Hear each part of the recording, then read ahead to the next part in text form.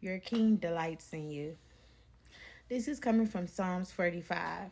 As I was reading this, it starts off with a narrator narrating how the king is being praised, how he is honorable.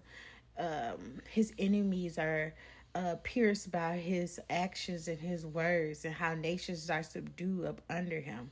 Not only that, it goes down into the latter part and speaks of how his notoriety and him being amongst noble women and king's daughters. But then he goes off and he speaks about his queen who sits on the side of him. Now, when the narrator starts to speak on the queen, he starts to tell her how she is to leave her father's home, and that how her bloodline would carry kings because of these things.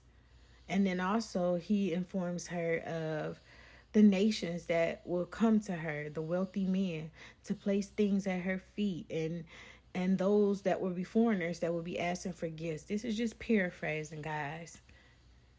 But that narrator is God. And our king, of course, is Jesus. And the queen that sits on the side of him is the body of Christ.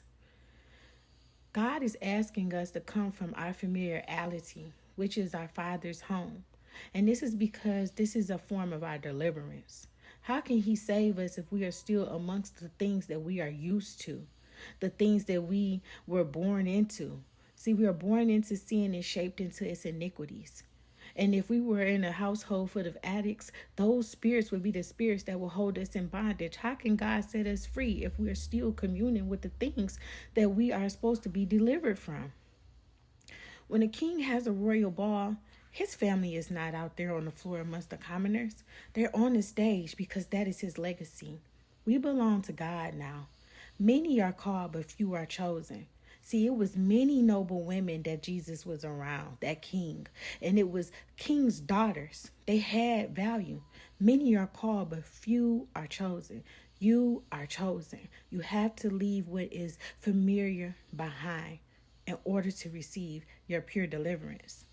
That's what Jesus came into this world for. He came to deliver us and set us free. Mothers and fathers would turn against each other. Our homes would be ripped up. God didn't come to bring peace.